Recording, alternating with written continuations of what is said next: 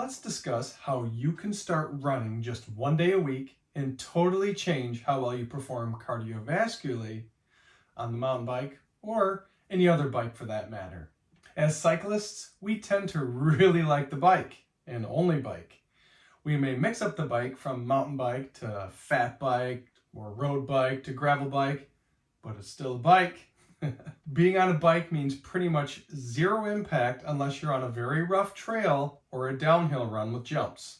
And even still, we have the suspension on our bikes that consumes a lot of that impact. Without the impact stress on the muscles, tendons, and ligaments, bones as well, it's hard to get stronger with just a bike and no other stimulation.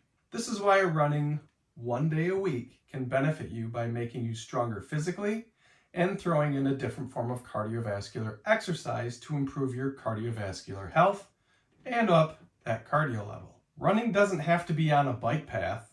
You can do it by running on a treadmill, on a trail, on single track, by playing tennis, pickleball, soccer, basketball, or any other sport where you're constantly moving. If you're very competitive on the bike, then maybe you want to avoid sports like basketball and soccer, as you're going to come in contact with other people and risk of injury can be increased as opposed to just running by yourself on a trail or on a paved path. Around 2023, I personally implemented running into my weekly routine, and I quickly noticed a big difference in how my breathing was when I was on the bike compared to when I was not running at all. Hard efforts on the bike, such as steady state or threshold efforts, were not as labored and felt easier to maintain during the intervals. Another benefit that happened with me was I've had a fibular head issue where the fib head would go out of place and cause pain.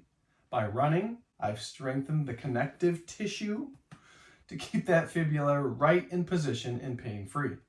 Some of my running does involve playing basketball in the off season, and I really notice how much better basketball is for me than just running. Basketball or other similar sports get you in all three planes of motion. That keeps your body even stronger than just running. Cycling and just running basically keep us in one plane of motion, and this can weaken your overall strength if left unchecked. If you're not a sponsored professional cyclist, then playing a sport like basketball or soccer with multiple planes of motion is going to be beneficial for your long-term health and longevity. On the bike, we're basically moving in the sagittal plane of motion. This plane of motion cuts the body into a right and a left side, and the movement in this plane of motion is forward and backwards. When you pedal your bike, your leg moves forward and then backwards and stays in the sagittal plane of motion for the most part.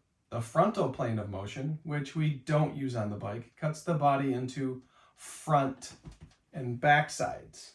And this movement is a side-to-side movement. On a mountain bike, you might get a little bit of this if you're really getting into the corners, but still, we're really not moving in a side-to-side manner. In the last plane of motion, the transverse plane, this cuts the body into top and bottom halves. And the movement through this plane of motion is twisting. If you're not relying on sponsorship to keep cycling, I would highly recommend getting into another sport that involves these planes of motion to keep your mobility and strength as you age. If you are a sponsored athlete and depend on sponsorship money for cycling, then it's highly recommended that you develop your strength and plyometric training to include these different planes of motion to keep your body strong as well. This will also help prevent injury. Hopefully you've picked up a few things from this video. If you have questions about how to exercise in these different planes of motion, it's really easy to type that into the YouTube comments and ask what exercise you can do or what sport you can do to involve that plane of motion, and you can go from there. Get started today with a walk jog once a week and gradually work your way up to a run. Also remember to do something to involve the different planes of motion so that you have a better foundation as you age gracefully and increase your health span. You don't have to do a sport like soccer or basketball. Just be sure to include some movements in your strength and plyometric training in all the planes of motion. As you keep up moving in all planes of motion, you will be able to move longer than most as you age, and in turn, live healthier longer. Thanks for watching. Thanks for tuning in, and I wish you well in your health journey.